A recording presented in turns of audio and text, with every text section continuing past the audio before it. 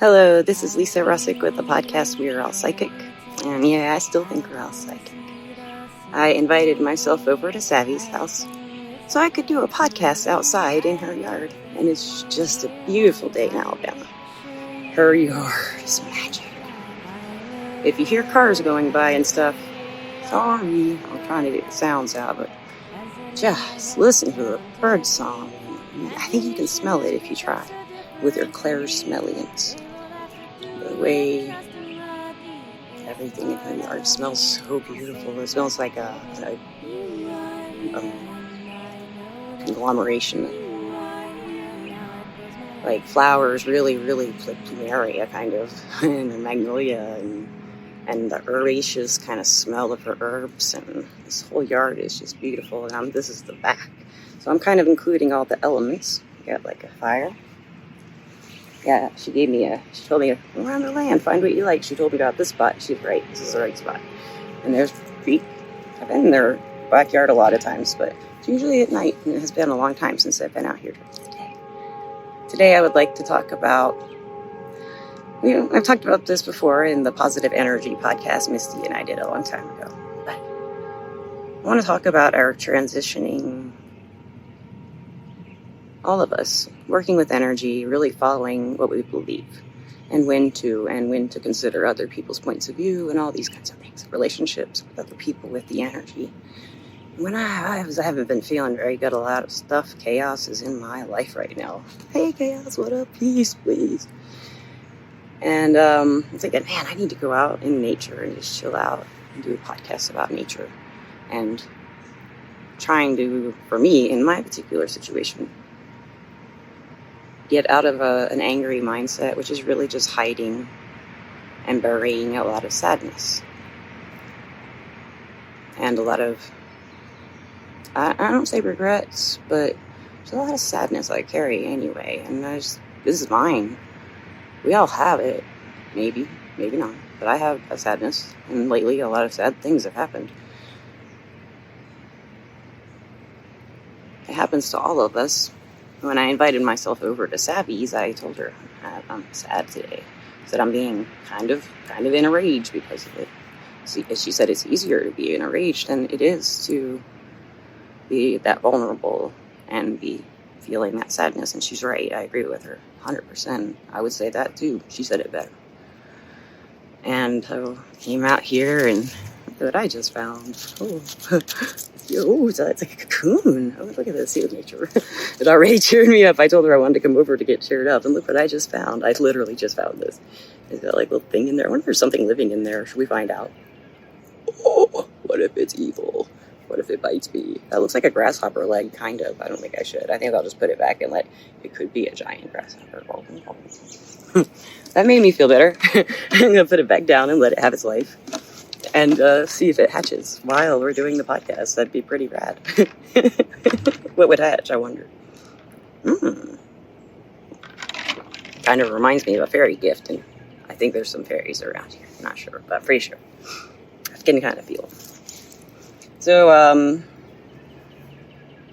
I told Savvy I wanted to get my mindset, get out of my headset, and get back to my, feeling put together and not addressing my pain and sadness as rage to anybody, because I really hate that feeling. And she agreed. We talked about that feeling too, of always suppressing feelings. And we talk about a lot of things. Savvy's brilliant, and she's just amazing when she invites you into her energy and into her life. So if you get to listen to her and Andrew's podcast, the Garage Sessions, I hope we have another one soon. You know what I mean. So I've always had trouble in my life, in particular, with my relationships, and in this way with the energy. I work with it really to better my life, to make myself feel better. And there's something else I want to talk about working with energy, is it's kind of lonely. If it's your job, or if you're doing it a lot. Even if you have a lot of people around you, if you're doing it by yourself. Even if you have people you're doing it with, it can be lonely when you're by yourself. And that's one reason as well that I reached out to. I think I just cracked my neck all over. I love doing that. Oh, feels good. Yeah. That's one reason I reached out to Savvy. I didn't feel comfortable doing it. I didn't feel comfortable saying to her, can I come to your house and live? I kind of did, but I kind of didn't. And I really missed her, so I wanted to say that. She answered me right back, and here I am. It was gorgeous, gorgeous day. So, I complain about this state a lot, Alabama. And it's actually beautiful. It's one of the most beautiful places in the world to me. And there's everything in Alabama. We have beaches, we have forests, we have mountains, and rivers. We live in the valley, so the river city, I think we call it, the valley. The River Valley, Tennessee Valley River. I don't know, there's like a bunch of things they call this. They call us the River City in Decatur because we're surrounded by rivers. Or the Tennessee River and all its little things that it does around us. And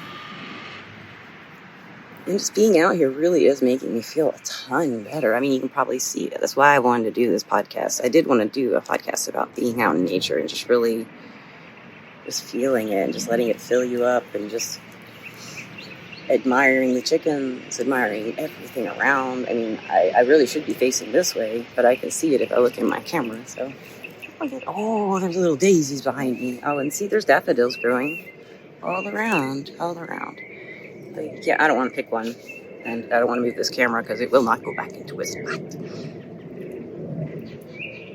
I want to give advice about doing something like this. Like I was saying, it was hard to reach out to Savvy, and maybe I wouldn't know if she'd say yes or no. I really didn't know. But that part of me that's lonely knows that Savvy goes through that too, and she would understand. And she's always been a good friend. And good friends are hard to find. I mean, you can make a lot of good friends really fast, but it's hard to keep some, like really good friendships together. And sometimes you just don't know why it happens that way. You never do sometimes. I had that with a very good friend of mine. I never knew what happened to her. And we had been best friends for a long time. I think you've heard me talk about it. It's personal.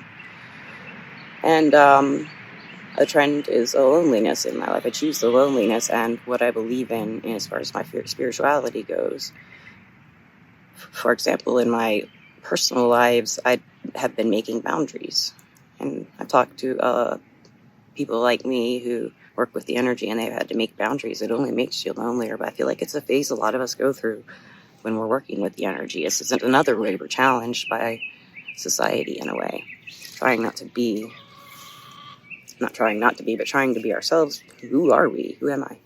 I talked about that in society video. Who am I, really? And there's the sadness coming in, because I don't feel like I fit in society so much. But it's starting to change, little by little. And it actually pretty quickly compared to the previous centuries. Thank you, Internet, and thank you, AI. Thank you, people who are wise and keep sharing your wisdom with us on your podcasts, in your books, and your music, your art, and your voice, just talking about it. That cheers me up too. It gets me out of a headspace sometimes when I listen to old podcasts, or I listen to my friend's podcast, or some brand new podcast, or, I haven't been much of a reader, but I do love to get a book and just kind of skim through it and find stuff. And I used to read. That was a big way I would get my head in another headspace. And then I wrote. And after a while, it seemed like all the stories had been told, so I wanted to really go back to the mysteries, I think. And that was a lot of things taking me back into this work in 2018. So, I just had a birthday yesterday, and I am now 49. Aww, isn't that insane? So, where'd that candle go? I don't want to burn myself. It's right there. I turned 49, and I had a good weekend, and then the birthday, not very good. I was sad. I was very sad and very angry, and going out switching back and forth. So I just decided to sleep, and I was very exhausted. So I slept most of my birthday, and a lot of wonderful people wished me happy birthday, and thank you for that. I hope you heard that. That was just lovely. They have a rooster and hens here, and the rooster, the cock, he is the sweetest cock to these girls. He will just, like, if somebody drops these hens, somebody puts food on the ground, he will do a certain call. And I think we talked about it on a podcast, maybe not, with Andrew and Savvy. he does a certain call, and if it happens, I will show you. I will put that in this video somehow, maybe, if it happens. But he calls them, and they all go eat, and he does not touch a piece of anything that's food until they are done. And he does this for any kind of thing that is going on. He includes them in everything, and they're all like his harem, but they love it. And they're all friends and the family, and no one ever beats up on anybody. You know, Savvy gives her animals a lot of energy, a lot of attention. And you can feel it just watching them. You feel they're happy. And you feel the insects. Of course, I've got my essential spray, essential oil mix. Oh, here's a little recipe for you if you're feeling a kind of way. This podcast isn't working for you. You can't get it out of your head. This is this is how you make these little sprays. You fill it up. You can use distilled water or spring water if you want. I usually use tap water, unless it's for my face. I spray, and then you fill it up just about 2-3 splashes of vodka, little splashes. Like if this is water, and brought up to like right here with vodka, and then I would put just all you really need is citronella, and it smells better than like the candles and the sprays you got at the store. And a bottle of citronella essential oil is probably like $8 at the most, unless you go to fancy places. But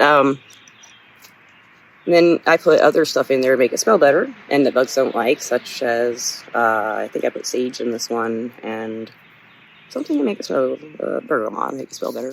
But mosquitoes and stuff love me, so of course I had to bring this. You can't just go out in nature unless you get eaten alive with this kind of fairy yard. They will be curious. This is very good energy here. When I was younger, I always went out into the woods, and I wasn't lonely. I'm not feeling lonely anymore. I couldn't do this at my place because there's people everywhere. I wouldn't feel lonely. They walk all around. They say, hey, what's up, and stuff like that. So, I'm just feeling kind of like high on the energy here already. I know you might have watched me go from one state to another, but that's what I was hoping to do. Let you see me go there. Let you experience nature with me, with the elements, and this ant. You want to see this ant? I used to go out in the woods when I was younger and do stuff like this all the time. There's an ant. I'm trying to catch it. And doing stuff like I just did. Find that little pod. This thing is so cool. What is it? And pick flowers and smell everything and roll around. I don't think I'll roll around. I might, though. It's kind of hard on the moss, but over there it looks a lot softer. And find stuff like these little holes in the ground. There's like on the moss, little holes. Wonder what's in there. But I really knew this was the right spot because when I got here, a chipmunk popped up and like, hey, what up? And all animals are welcome on the podcast. So I think that was why I wanted to sit here too. Oh, I'm just going, I haven't, it's the first time I felt better in a really long time. Really long time, it seems like weeks. And I highly recommend, oh, by the way, this is a video podcast on Spotify if you are not watching it. Maybe I'll put a before or a forward in the beginning of this. But I'd rather you just see, if you do, a change. And the loneliness, it's not as much there when I'm talking to you listeners. And something that's a lot of the guests talked about too, who work with the energy, the general loneliness we have, how do I tell somebody I'm being told this? And how do I even explain being told? I've told this person about that, but they don't seem too interested. It's not something they can relate to, so who do I talk to about it? I'm so sick of telling that person because they're probably tired of it. Sick of that, self-talk. Or if you don't have anyone at all to talk to, it's really lonely. And if you work in the field and you have a lot of spiritual practices that are also part of your work, like I do, I have to really challenge myself to stick to those ideals if I have decided and I know why I have them. An ideal like a romantic ideal, for example. As I've aged, and I think maybe a lot of women can relate to this, maybe men too, and other people. But as I've aged, I know more what I don't want and what I do want in a partner. And it hasn't changed that much, except for there are more feelings behind what I do want, like more surety, more certainty. And I really do believe actions speak louder than words. Although words are very important. I do a podcast, so of course I think words are important. But when the actions and the words aren't aligning, I always go with the actions. I will. And I didn't used to do that. So that's been a big transition in my life for the last 3 years as well. Looking at the actions and then looking at the words and seeing where none of us say exactly what we do. Can't sometimes. Some of us can't remember what we do, like me, sometimes. I like say, it makes you lonely when I have to look at myself and say, well, you said to yourself you wanted this and this and this, and you believe this and this and this. So you're challenged again. Same thing with friendships. Oh, here you go. You're challenged again. And I'm not wanting challenged. I want everything to be easy. But part of my spiritual belief is that we're all here to learn lessons and try to find our happiness within and just being ourselves. And then contributing to society and making it a better place. It's really what the tarot is about. It's what all our tools are about in the metaphysical world that I work with. Finding a better life, finding a better way, and there's nowhere better to do it than in Savvy's backyard or your own place in nature where it's just freaking wonderful and you can drink mango juice out of your banana.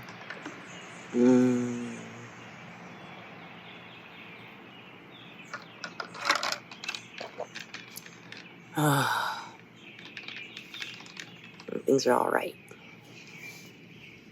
Thank you always for listening and watching. And thank you, Everclear. Everclear is our sponsor.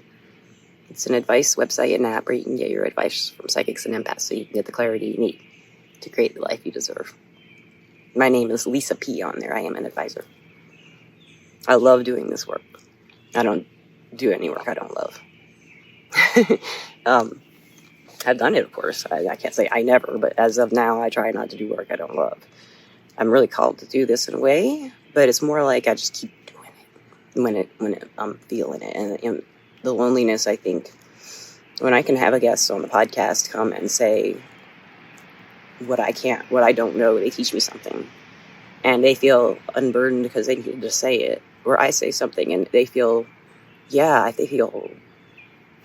know what I'm talking about. And we both feel heard. We both feel understood. Like, there's very few of us who feel comfortable talking about this stuff out here. And like being very public with it by doing a podcast. So there are a lot of strong, brave people about psychics, about we're all psychic. Nobody, I think everybody who works in this field does believe that, honestly. If they just sit down and they want to talk about it, if they sit down with themselves and talk about it, why do I do this? It's the energy. It's driving me. It's my soul. It's my soul. So I follow my soul's calling now, and it's not always good for society, maybe, in the short term, or me. But it is good for me in the short term to make boundaries and not get hurt over and over by the same things. Doing the same thing over and over again. Yeah, that saying. It's not going to change. It's not going to change. I got to try things differently, and I'm willing to, come to Savvy's yard, sit out in the woods.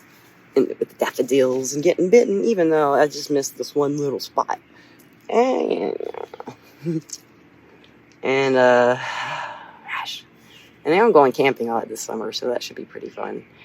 I think that will be very enjoyable. I've never been able to because of my bee sting allergy. That's changing now. I haven't had a bee sting hurt me in a long time. I had a wasp sting, I think, while I was doing this podcast in 2019 or 20. And it didn't kill me. So, I didn't have to have the shots and stuff at the hospital. They just watched me. And I didn't have I did have some reaction, but not a lot. I'm not too afraid of camping now, and I'm going to get an EpiPen just in case. Or maybe two. But I advise all of you, if you're feeling away and lonely especially, and sad or angry, or you have all these emotions covering other emotions, and you're questioning why you're doing things, is it really worth it for the spirituality, or is it, for what I believe in? Yes! Fuck yes! Excuse my language, but yes! It is worth it. It is worth it. It's worth it. And there's a black butterfly. Oh, look at that. Oh, I saw a black butterfly. That's one that always makes me think of my Aunt Lily and the black butterfly.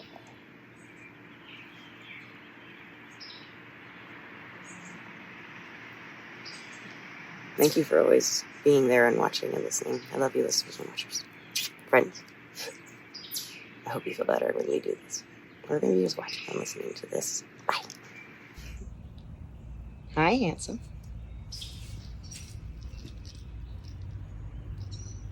Hi. I think things have changed since I've been here. These are all handsomes, aren't they? You're Mr. Studley Handsome.